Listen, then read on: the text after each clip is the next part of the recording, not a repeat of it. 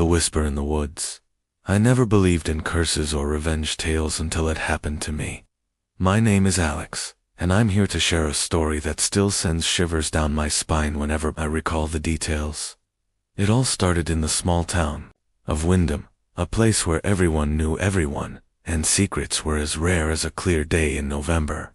I worked as a park ranger at the local forest reserve, which was known for its dense woods and the eerie silence that fell at night. My job was simple: patrol, maintain trails, and ensure no one was doing anything stupid.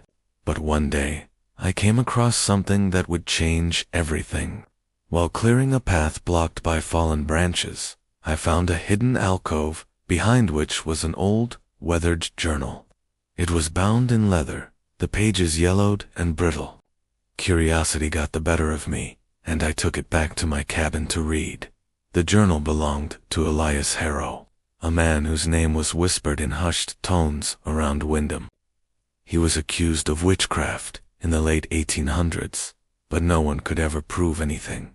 According to the journal, Elias had been wronged by the townsfolk in numerous ways: his land stolen, his wife accused of adultery, his children taken away.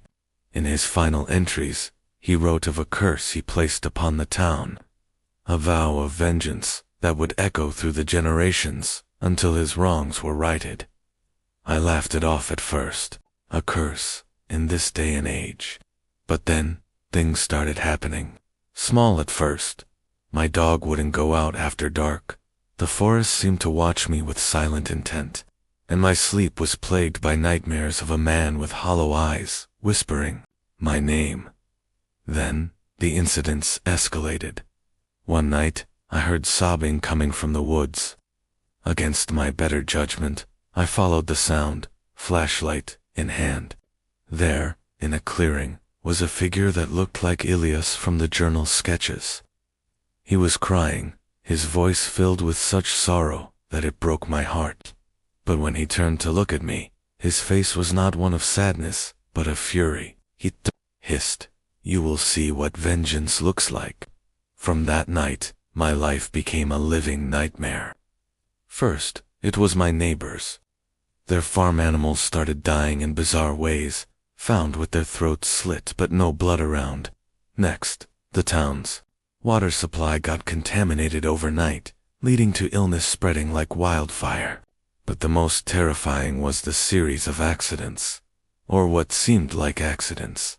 My friend Tom, who had been with me when I first found the journal, was found dead at the bottom of a cliff. He knew like the back of his hand. The coroner said it was a fall, but there were scratch marks around his neck like he'd been dragged down. Then, the mayor's daughter disappeared during a school trip to the forest. They found her shoes but no signs of struggle or footprints around. Just ... gone. I tried to burn the journal, thinking it might break the curse, but every time I tried, a wind would extinguish the flames. I buried it deep in the woods, but it would reappear on my doorstep the next day. The town began to turn on each other, blaming one another for these tragedies. Families fell apart, friendships shattered under the weight of fear and accusations. Finally, I decided to confront whatever was haunting us. I went back to where I found the journal, carrying every protective symbol and herb I could think of from old folklore. There, in the same clearing, Elias appeared again, his form more solid this time, his anger palpable. "End this," I pleaded. "Tell me how to make this right." He told me the only way to lift the curse was to restore what was taken from him: his land, his honor, his peace. But how could one do that after so many years? I spent months researching, talking to descendants, piecing together what had been lost.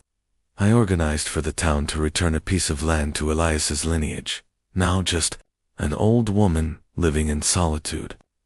We erected a monument in his memory, acknowledging the wrongs done to him, and held a town meeting where we officially apologized. Something no one thought would happen. The night after we did all this, the town felt lighter. The nightmares stopped. The eerie silence in the woods turned into the sounds of life again.